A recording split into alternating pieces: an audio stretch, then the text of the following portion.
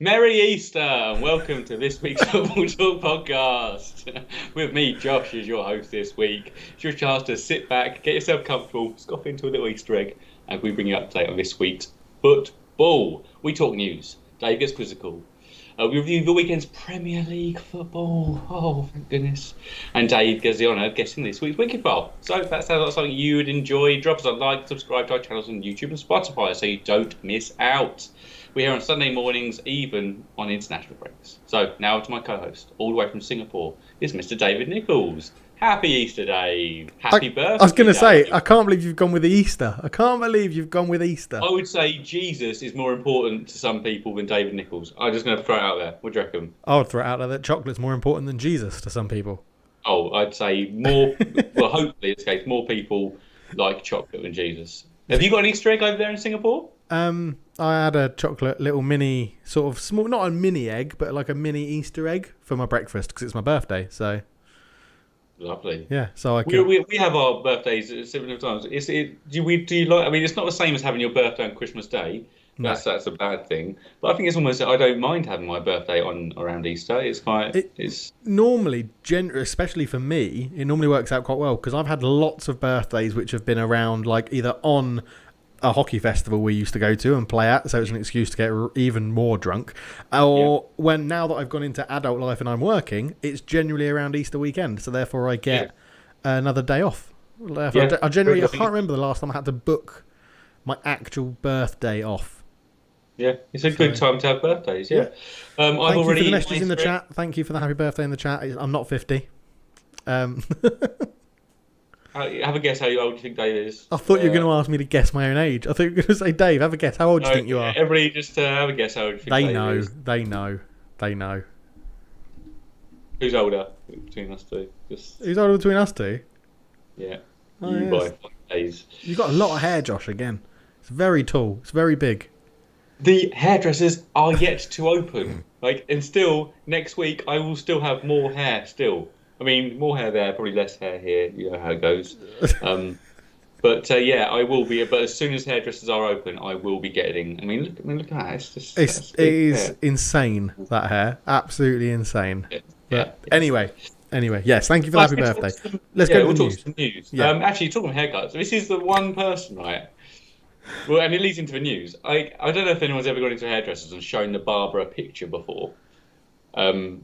Yeah. No, I haven't. But Kate keeps on saying I should do that. She's like, "Why don't you just take a photo in?" I'm like, "Because I'm not that guy." Because my fear is that one, they look at it and go, "I don't know how to do that. I'm going to try," and then afterwards you go, "Nothing like it, mate. Absolutely horrific." This is what I wanted. You saw, because sometimes when you speak to them, you don't quite know what you're asking for. There's a bit of lingo there, and they can see what you want there. Yeah. But this is one player I thought I would take the photo into a hairdresser to get his haircut is Sergio Aguero. I thought, I haven't done it. I can imagine you being dyed blonde, really short. Yeah. Honestly, there was a time in the not too distant past where I thought, I could do that. I could go for the bleachy. Would you do it with or without permission of the old ball and chain? Oh, I think I need to run it past everybody. Just get it done, mate. But Sergio Aguero, he is leaving Manchester City. He is. Yeah, he is. It's a bit sad, really, isn't it? Retiring. He's not retiring. I mean, 32. Where's he going to go? My initial thought, Barcelona. Yeah, I don't know. It links into a bit of other news. Financially. Yeah, but it links into a bit of other news. I mean, if I was Barcelona, I would get Aguero because Messi's already said he'll stay if they get Aguero. So that's sort of a no-brainer. Tick, tick, win-win. Yeah, but can they afford him? Is it the best for him? I just want to see him go back to Atletico Madrid. I'd love that. Aguero and Suarez. I mean, it would be deadly, wouldn't it? It would be very, very good. But it would be a nice little, not a complete bookend, because I'm sure he played for someone before Atletico Madrid, but it would be nice. It would be lovely. If you're going to go back to La Liga, Atletico Madrid. It's funny, I didn't really listen to a word you said because I've been dreaming about Aguero and Suarez being in the same lineup. I'm not. That would never have happened internationally, obviously. They've never been at the same club. Yeah, but that works well. They're not similar. They are similar in a way, but because they've got that kind of short, stocky. Obviously, look somewhat similar, but yeah, that's a nice little front two. I think Suarez would do all of Aguero's sort of donkey work, all of the running, chasing. Maybe in yesteryear, but he's not exactly. True.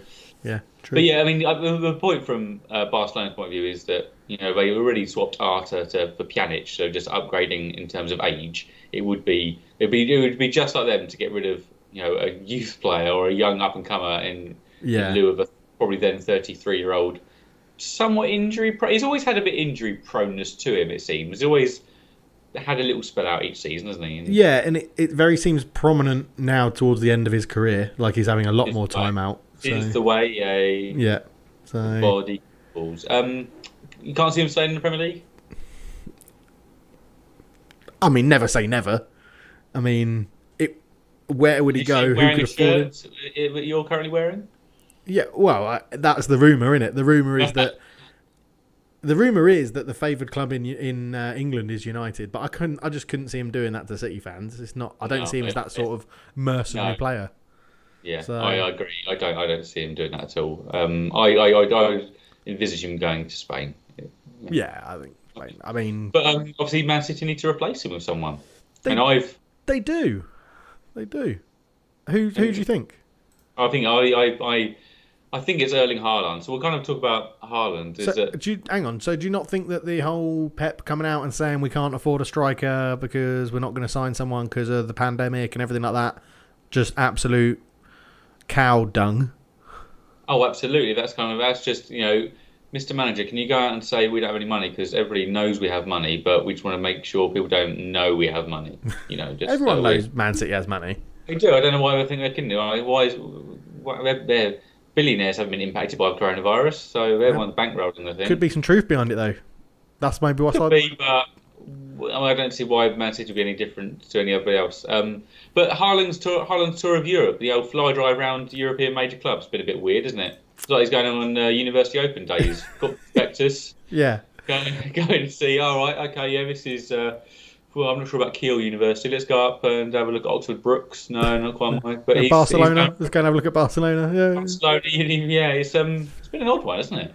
It's really strange. I mean, it's only rumoured at the moment. It's rumoured, isn't it, that it's his... I think it's Guillem Balaguer, isn't it, that said his agent has sort of gone to Madrid and Barcelona and... His agent no less than Mino Raiola. Yeah, and has spoken to Man United again and spoken to Chelsea and Man City and things like that. So it is a bit strange. It got me thinking, though, do you reckon clubs do that? Do you reckon clubs have a little, leaflet, prospectus sort of thing they can send out to players and be like, hey, you might not be able to travel here because it's COVID, but here's all the images and a live video of our training facilities. And I would say we've discovered a business opportunity here, Dave. We shouldn't have aired it live on the internet. Live. I don't think this exists. I think there's probably internally there'll be a club. They'll probably have their scouting department analysts produce a leaflet booklet. Probably, I mean. Me and you have watched Last Chance U, kind of following JUCO universities in JUCO colleges in America. It's kind of they produce it's going to be just they produce binded A4 pages and it look really rubbish, isn't it? It's going to look and you've seen it on your documentaries. They're going to have some paper around Zlatan Ibrahimovic to Sunderland. Was it that one? Yeah. But in terms of a club trying to be a selling point, I think they'll probably just go off the back of their reputation and go, hey, we're Real Madrid. Yeah. But I think, for me, because I don't think the footballers have necessarily the foresight to look into those things, they'll just go based on heart rather than head.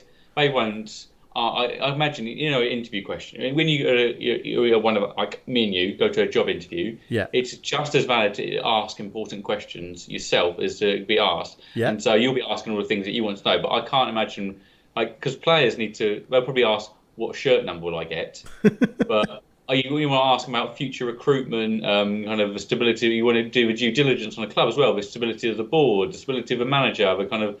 I don't know, the training facilities. I think that's all really worthwhile stuff that they should probably have. Maybe the agent does. Yeah, I would imagine it's all anecdotal. I would imagine it's the agent that is asking that, or the player would say to the the agent, I want this number, and I want, if I'm signing as a squad player in 2 years' time, I want to be a first team player or whatever. And then the agent sort of goes there and says, well, he wants to be a first team player. And then that's when the negotiation starts. It's like, yeah. That all gets into a contract, yeah. But it's an interesting one because I feel like there is a sort of... It's because it's the murky world of football. How has that happened with COVID? Like, how has it happened? Because you can't fly to... Well, you can fly. I guess if you've got enough money, you can do anything. I imagine that they've been somewhat available to do these things because of... Yeah, but when you look at certain things like... isn't it... There's no Europa League and Champions League groups in Spain. Games in Spain. They're being played in Italy because of the coronavirus. So how can a person fly there? How can a person fly there to look at a club's facilities or talk to an agent? Or how can the agent fly there to talk to a club? And it's interesting. A bit of a tangent from what we're talking about. Yeah. Back to Haaland. Yeah. So where do you think Haaland will be then? I think he will come to the Premier League. I think Man City is the logical explanation. They can afford his wage, they can afford his cost, his price, they can pay Riola whatever they want. I'd love him at United, obviously. Goal scorer. I think you would love him at Spurs. I don't think that's going to happen with Levy, but there's only one way he ends up at Spurs. Yeah, with Kane going. Yeah. I don't think Barcelona's on. I can't see it happening to Barcelona. I can't. Madrid. I could see him in a Madrid shirt. I can see him in a all white. Yeah, I see him more in a Madrid shirt than a Barcelona shirt for sure. Yeah, but I wouldn't pick Madrid if I was him. They're just in turmoil, and they have been for a couple of years, and they've got... Yeah. If you want the most stable top-level club, is Man City. Juventus are, Pirlo's in charge. PSG, I wouldn't even put them in that top-level bracket. They're top players, but... Yeah, PSG, they're obviously struggling in the league at the moment, but... Yeah, and I can't see him going to PSG because I think, again, you need Mbappe or Neymar to go. You can't have that many. And then and the Spanish clubs are both just will be in a massive rebuild. I mean, Madrid have no midfield, which has got more than a year left in it. It's got aging, got Ramos, Modric, Cruz, Benzema, all kind of nearing the end of their. What you're going to do then is whereas Man City have just been on that kind of treadmill already, and Aguero's going, so they're replacing him. They've had Company go, they've replaced him with Diaz. They've had Silva go, and Foden come in. Man City have just got that squad they can do whatever they want with, really. I think I would... What I don't want it to be is I don't want it to be the saga that takes up the whole summer and then it's either not settled on deadline day or is either not settled at all or is settled on deadline day. If Man City are going to do it, you think it's going to be wham, bam, thank you, ma'am, first week of the transfer window. Problem is the Euros. Yeah, so that's why I think it'll be... If it's not done quickly, I don't think it will get done. Yeah, because you've either got... Because it's June to July, so you either go get it done beforehand. Yeah. Well, I remember when Spurs signed Modric, it was done... I think it was done before the Euros that summer. And then or you go straight after, but it's... Go beforehand. There's obviously competitive football and injuries. I don't know what club would rather. Have a good tournament and then the club pushes the price up. It's it's funny. Yeah, it's an interesting one. Yeah, it's interesting. Yeah, we touched on it in Europe. So PSG lost to Lille at the weekend, and Bayern. So PSG. Pochettino's really downplayed. He's like, we don't think it's going to be tough for us to win the title now. It's like, there's 7 games left and they're 3 points ahead of you. It's not that tough. It can change literally next week. Yeah, literally, yeah. And it should do. It should do for PSG. There shouldn't really be an excuse. But the only excuse I'd think they'd offer is that prioritising Champions League is how I'd offer that. Yeah. Their Champions League does look somewhat ropey now because I think Paredes and Verratti will both miss the Champions League target Bayern, so it's not looking great. And talking to Bayern, steamrolling everyone again.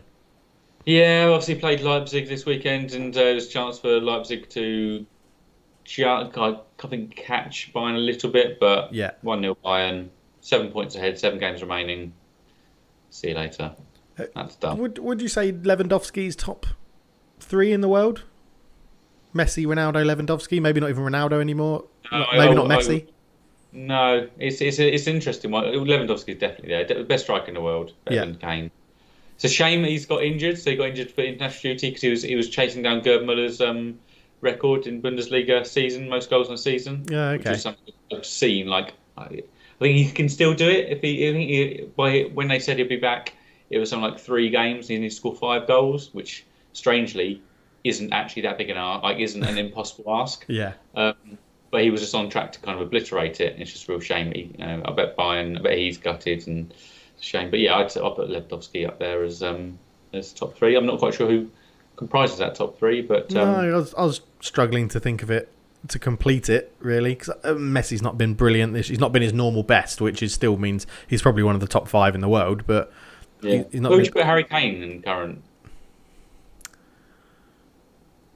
Do you know what? It's not a bad top 3. I don't know. The problem is I don't see enough of like Mbappe. I couldn't tell you how good Mbappe actually is because I see him in Champions League highlights. Because if I'm staying up to watch Champions League, it's a Man United Or game. you watch a bit of Liga where it's like, okay, he's obviously very good.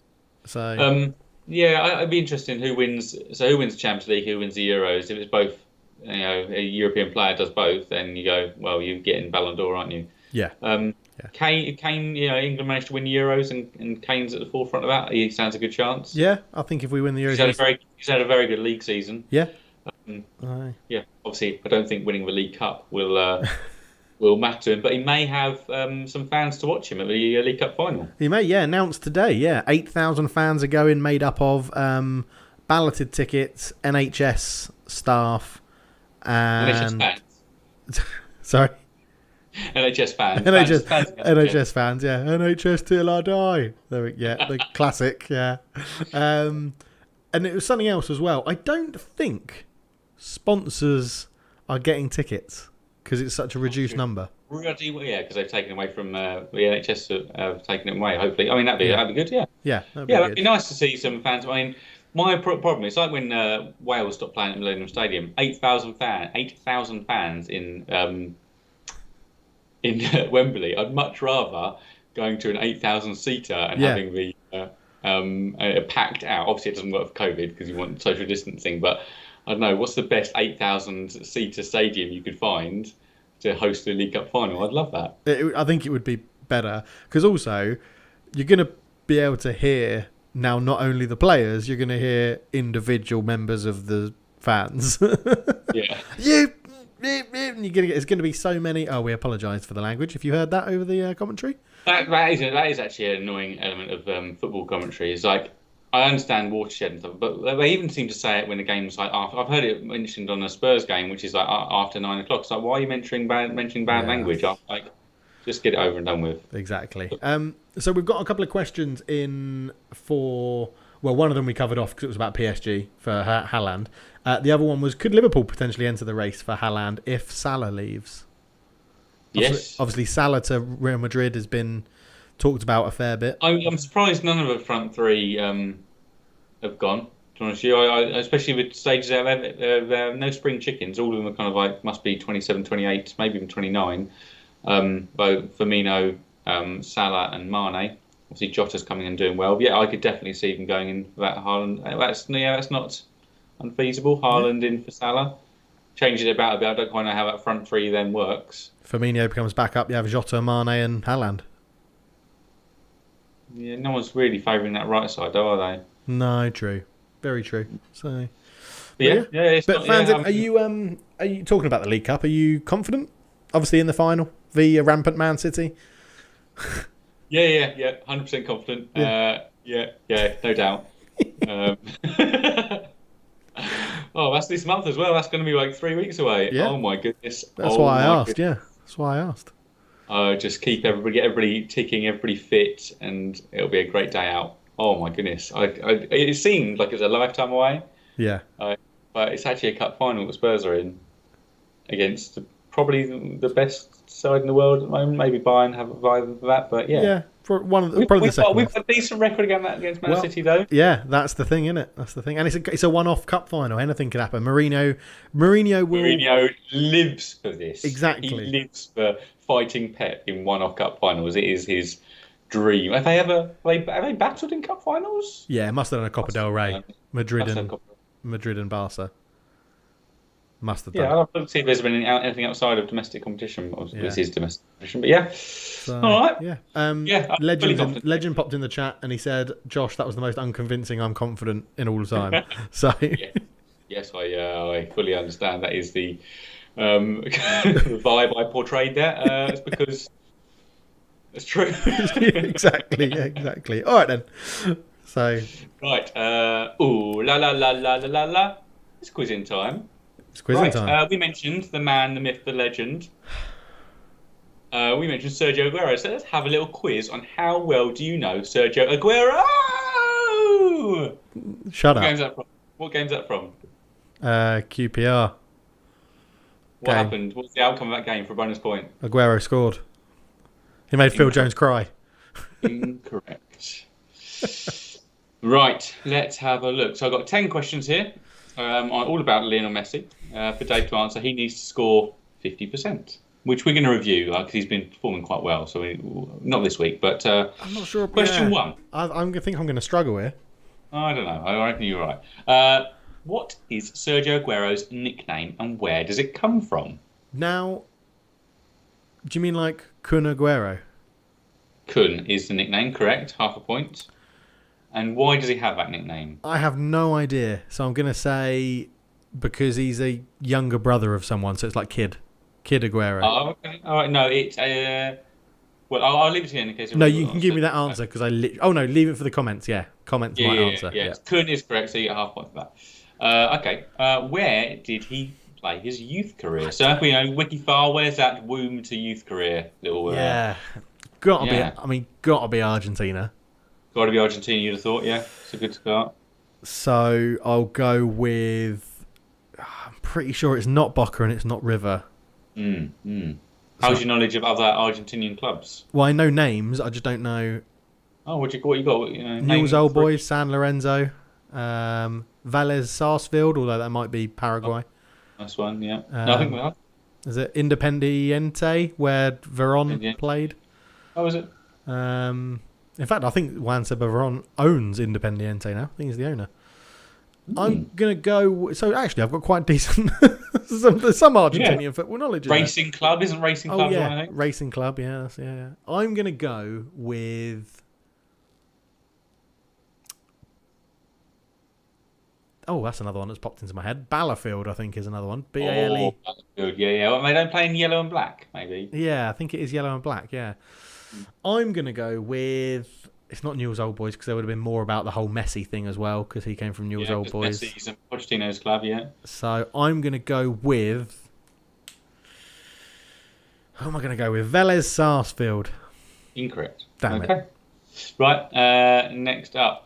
Who assisted Aguero's title-winning goal versus QPR? Mario Balotelli. Well done, Dave. Falling over as well while he did it. Yeah, he was. Just prodded it around. Aguero married the daughter of which ex-footballer? Oh, Diego Maradona. Diego Maradona, yes. Yeah, because his little boy should be phenomenal at football. He has got a head start in the gene pool, you'd say. Yeah. How did Aguero keep himself busy during lockdown? I don't know. This should be... this is linked to you as well, Dave. I'd say there's... Playing Football Manager. Well, no. I'll let you think about it. You're not far away, but... Can I give my second answer now? Second answer now, yeah? Streaming FIFA. Yes, he became a Twitch streamer. Yes. Yeah, and I've definitely seen his camera setup. His camera setup was amazing because his webcam is balanced on a Player of the Month trophy. That's so annoying. Why is mine not balanced on a Player of the Month trophy? Okay. Aguero won the 2010 Europa League. Which side did his Atletico Madrid team defeat? Yeah. I'm going with what straight away came into my head was Fulham. Correct. It's Fulham, yes. Can you make a bonus point? Who was...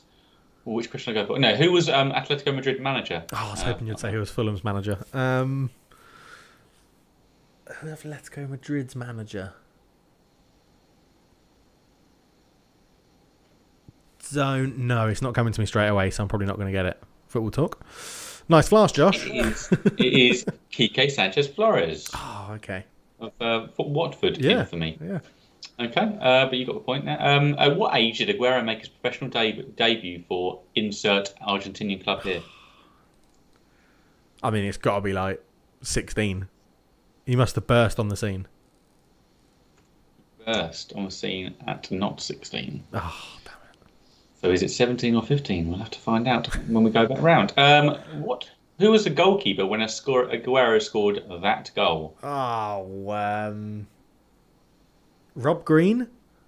Rob Green, incorrect. Oh, God. What shirt number did Aguero first have when he joined City? It's a double-digit number. Double digits. 16. In there. 16! Pulled out of the bag. 50%, Dave. Ooh, which player wrote the foreword to Aguero's autobiography? Kevin De Bruyne. Kevin De Bruyne. Incorrect. Yeah, as a guess, isn't it? No idea. Okay, so we're going to go back over 4 questions. We've got, where did he play his youth career? Oh, no, sorry. I'll start. The second part to the first one was his nickname comes from a cartoon he watched when he was younger. Oh, never going to get that. Where did he play his youth career? It was Independiente. Well, I get another guess for half a point. What do you reckon it is? Independiente. Correct. Yeah. Aguero made his professional debut. You said 16. The answer you're going for now is 15. Yeah. The goalkeeper when Aguero scored that goal. I'm going to say Belletti. No, not Belletti. What was the Brazilian they had in goal for a while? Mm-hmm. Was it Julio Belletti? Cesar. No. Julio Cesar. Cesar. That's what I was going with. No, it's not that. Oh. It's Paddy Kenny. Oh. And the player which wrote the foreword to Aguero's autobiography, his best mate in football, it seems, Lionel Messi. Oh, there you go. There you go. 60% for Dave. Pretty good showing there. I know Aguero better than I thought, to be honest. I was struggling a bit there. I mean, why did I remember certain I was 16? I don't know. That's a good one, Dave. Yeah. I don't. That's got to be etched in my head from a game or something. A previous game. He's now number 10. Yeah. Which he took from... Dzeko. Edin Dzeko, yeah, I think so. Yes. Excellent stuff, Josh. Good quiz. Good. Let's move on to the reviews. And oh my, what a first game to come back to. As we all predicted in the Romelu Lukaku derby, Chelsea 2, West Bromwich Albion 5. Yes. Easily predictable, that one. We all saw it coming. No fun coupons there, won by the punters. It said, the betting companies came out on top there. Wow. They had conceded 2 and were unbeaten under Tuchel before this. Also, Thomas Tuchel's first game with Chelsea after an international break. Can suggest he didn't know how to manage the squad. Also suggests he underestimated Big Samuel. But I think you, in our notes that we have that we share, you came up with the term, he's been Big Sammed, and I love it. Yeah. Because he was Big Sammed, 100%. Was Sammed, absolutely got. Oh, Big Sam was that pint of Merlot he drank last night. His first pint, should I say? Well, second pint's of gravy in it. It's pint of Merlot followed by a pint of gravy. Do you then alternate? Is it a repeating pattern or is it? No, it's a repeated pattern, I think. Yeah, don't change your winning formula. So, no. My goodness, and what I mean. So fair. Chelsea created this. So, if you haven't seen the highlights of this, give them a watch because Chelsea actually go one lovely little free kick from Alonso. It's the post, I think it is. Yeah. Maybe is it touched? No, I think Johnston. Yeah, I think he touches it onto the post. Yeah. Yeah. So. And then tapped in by Pulisic, and then Thiago Silva just. It's a little bit hard. No. I think he could have. I don't think many would have, but I think he could have got a red for his first yellow. He didn't play the ball at all. Just pulled him back in a clear goal scoring opportunity. I think it should have been a red for the first foul because he was the last man. It was a clear goal scoring opportunity after him. So I think that should have been a red. So yeah, and then this is a funny one. But the second yellow is a funny one because it's after the ball's been played, and he does catch him, and it's a bit out of control, I'd say. So I imagine a number of Chelsea fans probably have a little bit to complain about, but I think it's I think it was the right call. I think Yeah. overall. Thiago Silva does not know how to play against West Brom. It's his kryptonite. He obviously his debut was against West Brom, wasn't it? I think it was the day when West Brom went 3-0 up, wasn't it? And then drew 3-3. Drew 3-0. I imagine I was quite comfortable with the score at a point in this match, but I imagine West Brom fans were probably going, "Oh God." Mason Mount's pulled one back here. Because it was 4-2, I think it went to, and then they went 5-2. It was like, okay, we can breathe now. And, I mean, we'll touch on the goals properly in a minute, but talking of 5-2, I mean, Callum Robinson, 32% of his goals, 32% of West Brom's goals this season have been against Chelsea, and he has faced 39 teams in the Premier League, and he's scored against one team, and he's done it 5 times now against Chelsea. Yeah, he's got 6 goal contributions in his whole Premier League career, and only one of them is not against Chelsea. It's ridiculous. He's the new David McGoldrick. That's what he is. Can't say that. West Brom seem to like playing against Chelsea. I'm not quite sure what it is. So Chelsea have it all to do for me. 4th place is going to be I saw on BBC News, a dogfight. I think it is going to be a dogfight this season. It's we have Chelsea have got to play West Ham, Leicester, City, Arsenal. That's interesting, and this is kind of a bursting of a bubble. If they'd kept the good times going on this, you go, that's another match unbeaten. No, however many goals conceded. But this is kind of like, they're fallible, and I don't know. I think Thiago Silva will miss a match upon this. I imagine 2 yellows is 1 match. Yeah. But there's a lot of time. I mean, a lot of teams in that hunt for 4th now. But what about the other end? West Brom 7 points from safety. Southampton up next, one of the out-of-form sides. Win that. Pressure builds on others around them. Players maybe start to believe. I think... I don't think... Southampton are one of the out-of-form teams. They could get the win. I think West Brom are looking at, we'll just do what we can, and Newcastle are bad enough to get themselves in this properly. Like, sucked into it properly. And I do think you have that now that, you don't like to say it, but now that Big Sam's there...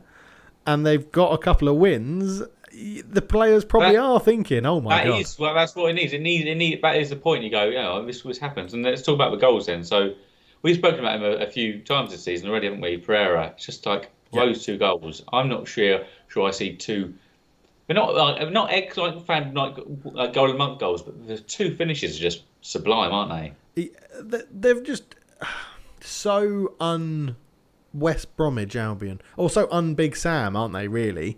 But they're very good. They're very good. Like you say, they're not goal of the month, but they're very good goals. They're very well taken goals. They're very well struck goals and very well controlled goals with the feet, like as he brings the ball into play. And is he staying at West Brom? If they stay in the Premier League, does he stay there? Or do you think, is it only if they get relegated another club takes a punt for a pretty low fee, probably? Yeah, I'd say. Yeah, I think he would stay if they stay up, but I can't. I don't see them staying up. I think hopefully they make a bit of a fight of it because I like a little bit of action. Yeah, exactly. Yes, he does. Yeah. Okay. But talking of relegation battle, Sheffield United and the Michael Tongue derby. Is that a battle? Is it a battle for them against relegation, or is it just done? It's about how long they can last. I think really. Yeah. Probably 3-4 more games, depending on the others around them. And then the fans complete. I mean, I imagine there's still that morsel. Like, there's probably one fan out there who's got a morsel of hope that something's going to happen, but that'll be killed off in a few weeks' time. Yeah. And not much I can say about Sheffield United. Really, we haven't already said. Maybe at this point now that Liverpool will no longer be able to sell youth players to other Premier League clubs. Yeah. Maybe they've finally gone, you know what, after Solanke and now Brewster and there's probably a few others I'm forgetting. Jordan Ibe. We'll stop paying over the odds for Liverpool youth players because they are not Premier League ready. Yeah. They are not there. Leeds, I'm excited to see Leeds next season. All they've got to do next season to improve is shore up at the back and become more clinical up front and then they're golden. Yeah. That's all. I agree. I think before I know we're on the Leeds game, I did want to point out we obviously were destroying Chelsea a bit there. West Brom were good. West Brom played against 10 men really well, really well. So if we've got West Brom fans listening, we're not just berating Chelsea and saying no. I'd like to say, and there's also Big Sam made the choice to bring on. I think he brought on Robertson for Ivanovic. Yeah, and that's a game changer. Yeah. So I just did want to point that out. Yeah, sorry. But yeah, Leeds. I think Leeds next season. I mean, they've got a very good coach in Bielsa. The players are obviously working for him.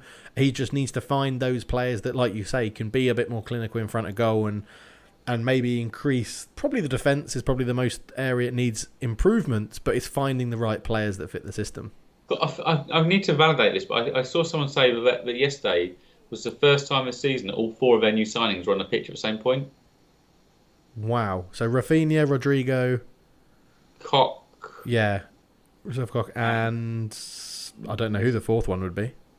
No, off the top of my head, I don't know. But I was like, but that pointing to me that kind of that stability and that that line. Is it Llorente? Was Llorente there last year? Llorente, yeah, I think it is Llorente, yeah. And it just points to that you bought players to strengthen. If they've not all been on the pitch at the same point, Spurs had a similar fate with Lo Celso and Dybala. It's like you want them back on the pitch together. You want to have it all ticking, and I think that.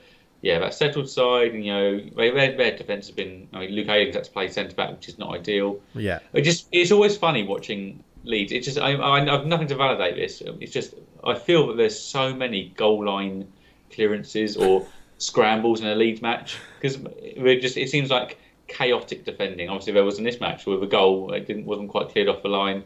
It's cleared behind the line, but it just seems like you see that a lot in Leeds matches. Yeah. The one that was not cleared off the line at the end of the day because it was over it. I watched the highlights back on the Leeds YouTube channel, and the Leeds commentators are like, "Oh, it's off the line! What a block! What a save off the line!" No, it's been given.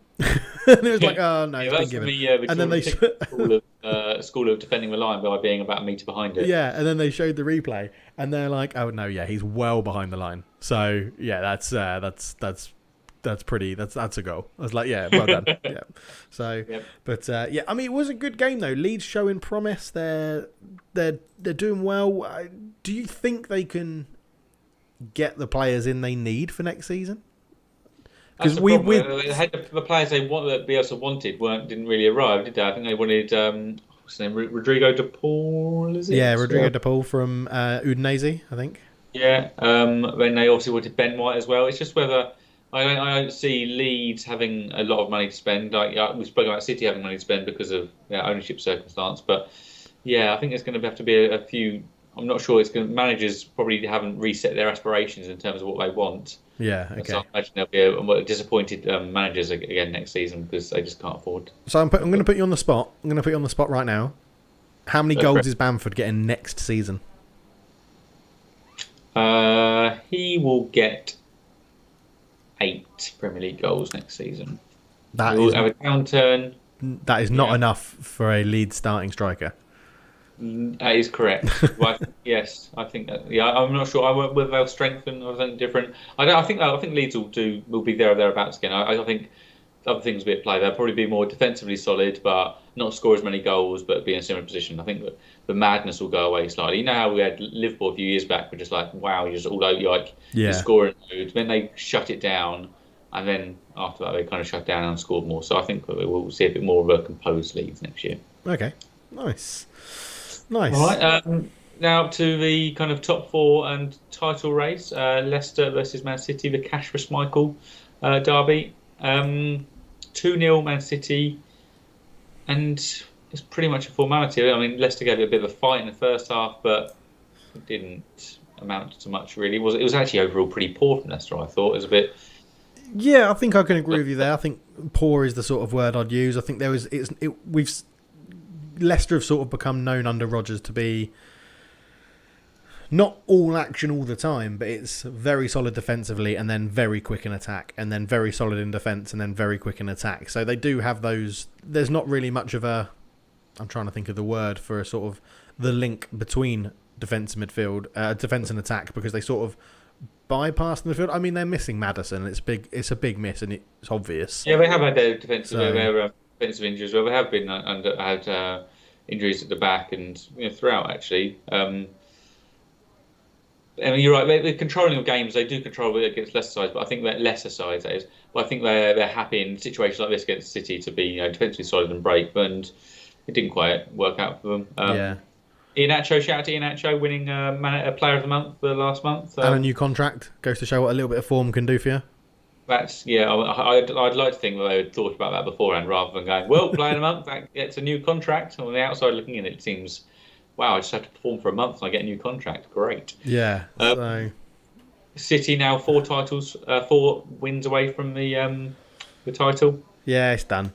It's done. We'll slow them down. We'll slow them down when we've got to play them, but it's done. It is done. Champions League, here we come for City. Can they do the Champions League is the question, really, isn't it? Yeah, no, they can't. Bayern Munich will win it, like I predicted at the beginning of the season.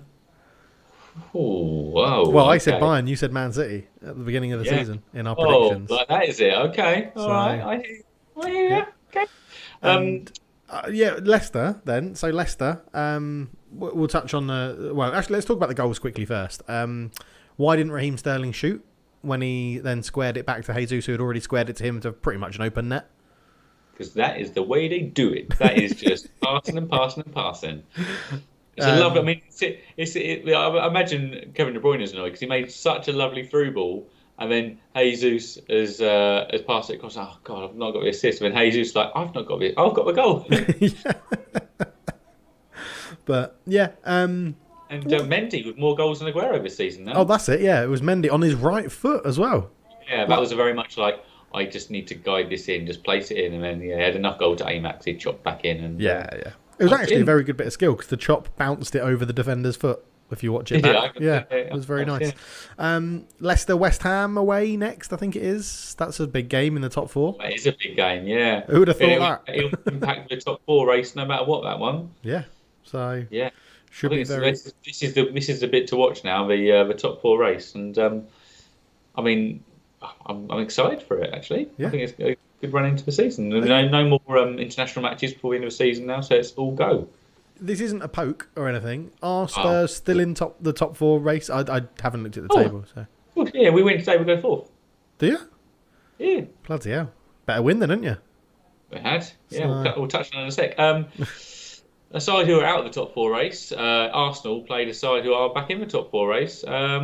Liverpool, Alex Oxlade-Chamberlain, aka the forgotten midfielder. I assumed he'd been injured all season. I think he got a really bad injury at the beginning of the season. Yeah.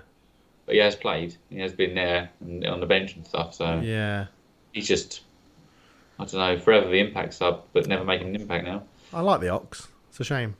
That's all right. 3-0 Liverpool, and with that, with City's win, obviously Liverpool are now out of the title race, so that is done and dusted. Arsenal, though, this match is just Arsenal for me. It was really, really weird, right? I've got a good friend of mine who's an Arsenal fan, and he was texting. Hate what I have to say. Sorry? He's going to hate what I have to say. Yeah, that's fine. He doesn't mind. He knows you're a Spurs fan. He watches the pod, so or listens to the pod. He texted our football group and was like, "Yeah, we really missed Xhaka and even David Luiz," and I was like, "That's not a statement you ever want to say that you miss those." Is it because Arteta had got them playing well with a certain 11 people and the people that come in to replace them can't do it? Or is it's just hit hot or cold with Arteta? No one really knows what's happening. Because Aubameyang was terrible. Shocking. Yeah. Again. Aubameyang was terrible, yeah. And now talk about trying to find a buyer. It's like, well, you gave him a new contract. Yeah. Like, when are Arsenal going to learn about giving contracts to old players? I don't know if they're ever going to learn that. I think Arteta has a certain way of playing, and there's certain players who fit it. And it is weird to say. I put Xhaka, Saka, and Smith Rowe are quite important because of their forward progress. And Luigi, you can add that to that progressive passing. It's funny to say though that Xhaka's important. I know.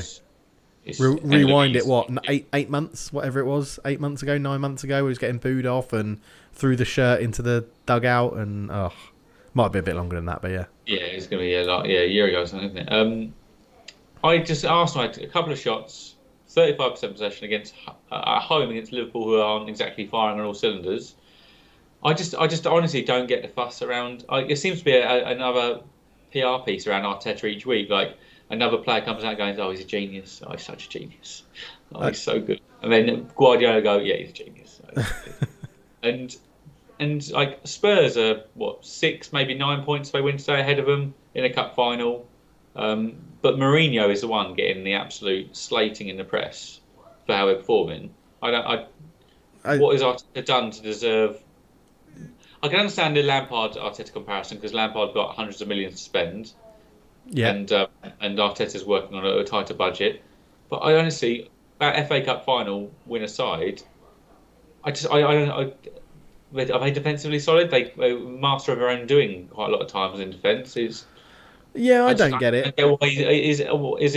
Is it because he was a player, he's quite likeable, he speaks good English, and he's friends with Pep. Is that why he's not getting the slating? I think it's the Pep prodigy thing which gets him out of a lot of slatings. I think when Arsenal play good football, it's very nice to watch, but it's not like Man City where it's consistently good football, and if that's not working, they then evolve. It's just I don't get it. I'm with you. I don't understand the big fuss around Arteta. I don't understand why he gets let off from like deriding in the press and stuff like that. He is quite nice. He's got Lego hair, so you can't fault him for that. He's had a consistent haircut throughout his entire life, it seems. Yeah, I think it's just a very strange dynamic. The problem I had with Arsenal, right, is that they pinned, or they have, or now potentially still are, pinning all their hopes on Odegaard, who's a lone player, who's probably not going to sign for them as much as they want it to happen. That's why I've got Ceballos being a bit part,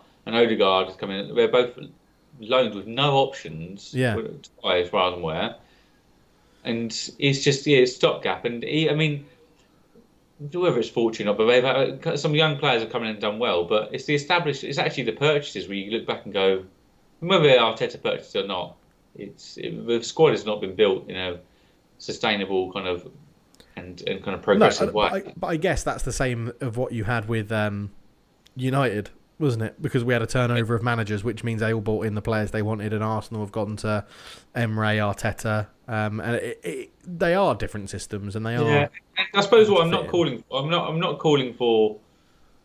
People just, I'm either calling for Arteta to get the same scrutiny as Mourinho, or the press to ease up on Mourinho, because I don't really think there's much. Mourinho's obviously is an established manager, but they're both the managers of the clubs as they currently stand. Yeah, and they're both, and I'd imagine they have similar aspirations as coaches, unless Arteta has completely reset Arsenal's aspirations and being mid-table. Is that what it's at now? That their aspirations are so much lower. They need European football. They need that money. If they have another year about European football, and it looks like another year about Champions League unless they win the Europa League, they'll have to go down this loan route again. They won't have the finances to back it up. Yeah, and that's probably the flip side. The Arsenal fans will tell you is that we can't build the squad because the owners won't spend the money. And it's sort of a catch-22, chicken and egg. Are you going to spend the money to get you into that position, or are you going to try and bring through the youth system? And the problem with loanees is that it does neither. Do you trust the manager? Do you trust the manager to spend that much money for a player? And is he going to want? It's his player, then he doesn't perform, you're going to get rid of him. Yeah. So quickly, well done, Gareth Southgate. You got a reaction out of Trent, it seems, because he had a barnstorming game. Probably man of the match. Him and Fabinho probably up there with men of the match. Lovely crossing, crossed and intercepted for one goal, and crossed a beauty for Jota's. Was it the first goal? Yeah.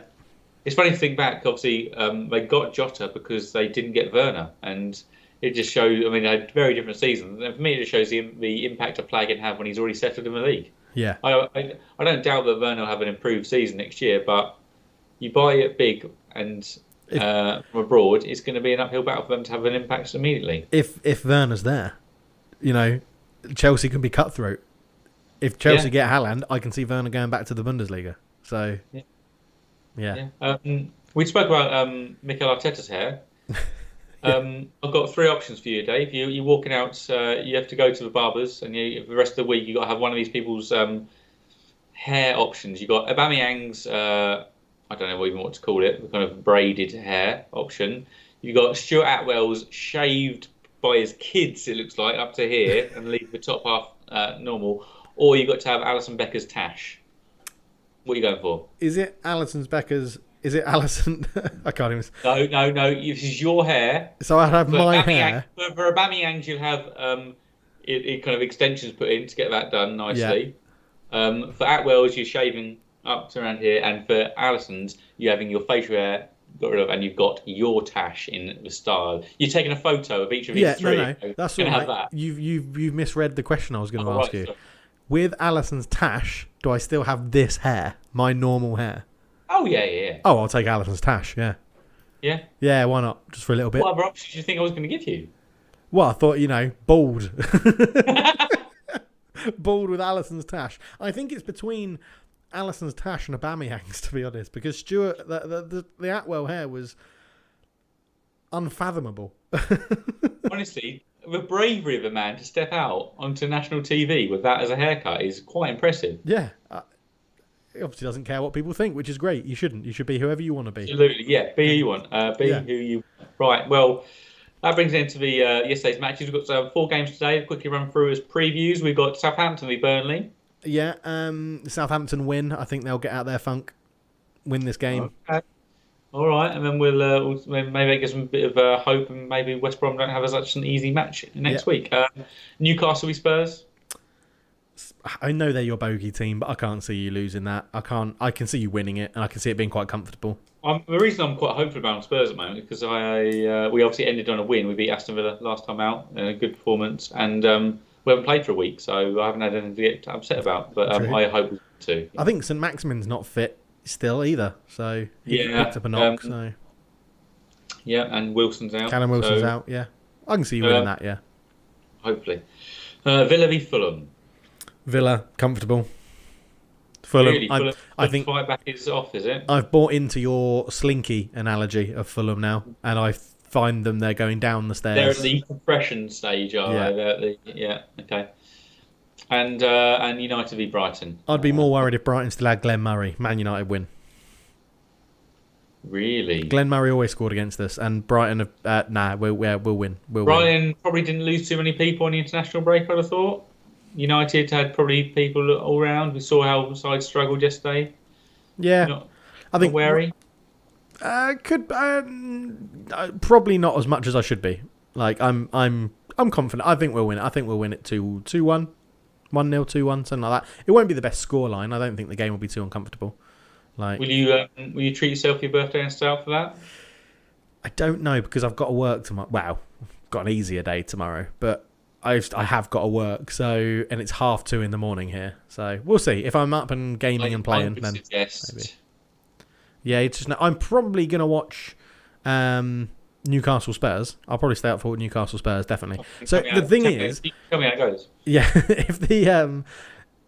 if Newcastle Spurs is entertaining, that means I'll probably stay up for Villa Fulham, and if that's entertaining, that means I'll stay up for Man United Brighton. It's a sort of I can see that. Villa Fulham, I think it might be something. Yeah. So it all starts with Newcastle Spurs. That'll be a good match. Yeah, good. That's what we want to hear. So. All right. Yeah. So a few comments in from the YouTube live stuff. Thank you for getting involved. Josh makes a good point. That's very rarely said, but Josh makes a good point.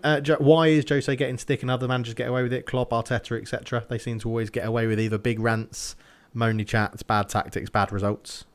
Interesting point. Yeah, interesting point. I can understand that Klopp can get off for his successes, recent successes. Yeah. But yeah. And is there any chance the Ox could make a late charge for England, given that Southgate does seem to like him, or did seem to like him? That is an important factor, because how quickly Jesse Lingard played like 5 good games and was suddenly back in England squad. It's like, how does that look for other players going, hey, if you're my favourite, you play for a little bit, you're getting back in? I'm not sure that sits quite right with me. No, same here. But I don't see the Ox getting back in. No, neither do I. So, okay. All right. Should we move on? Hit me, Dave. I got a wiki file for you. Hey!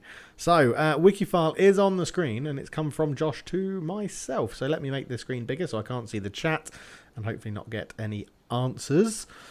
Oh, Josh. So, we have a youth career that starts in 1986. What a great year that was. In fact, today in 1986 was a fantastic day.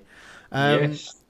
He starts at Culladals FF, which is a very strange name. Never heard of them before. Then he goes back in time to 1985 and moves to Bayer Leverkusen Youth, which is impressive. Martin McFly. It's around that time as well, isn't it? Yeah.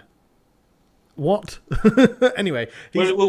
It does extend past the club. So yeah, Bayer Leverkusen youth career is his main of note. yeah, Bayer Leverkusen youth career, 1985 to 1987, with a year at Kulledals FF, which sounds Scandinavian.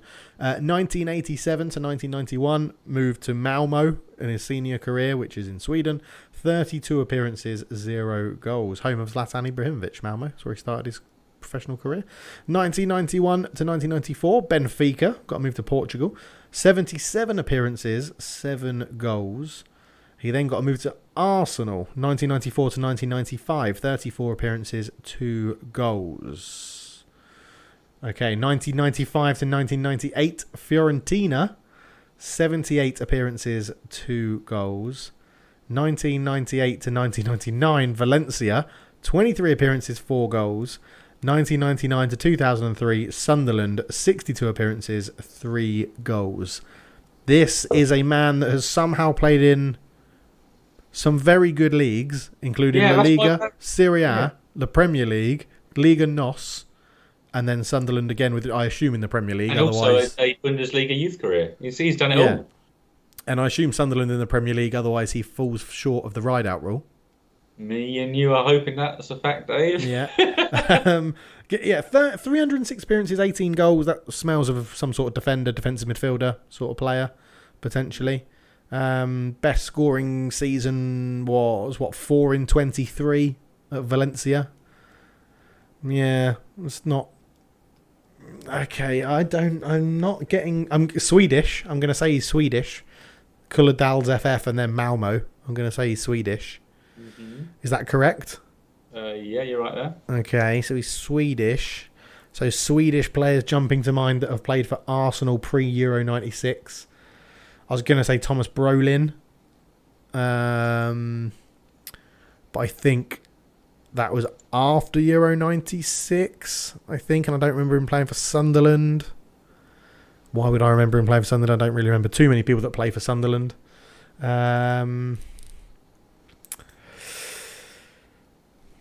Can I have a clue of some description? There's an alliteration between his first name and second name. Okay, so it's definitely not Thomas Brolin then. It means they are both the same letter. Was it Sunderland in the Premier League? Have you checked the rules? I'm just checking now to his... Yeah, he's Sunderland Premier League. Damn, yeah. I was hoping that I'd get a free pass. Yeah, get out of jail. Defender? Right back? No, I put him kind of a defensive midfielder, and he's in Wikipedia offers him as a midfielder, left wing back. But I always thought he was right-footed personally. But okay, I'm struggling here. I'm very much struggling. What can I focus on that I'd know? I should know Arsenal 94 to 95. Should I? I would have been 8. I vaguely remember him Arsenal, but I more so remember him. I think it was a newly promoted Sunderland side, I think. Yeah, okay. Was that the Kevin Phillips era, wasn't it? Yeah, 2000 was Kevin Phillips, wasn't he, when he got Golden Boot, I think, in 2000. Yeah, so he overlaps that, yeah.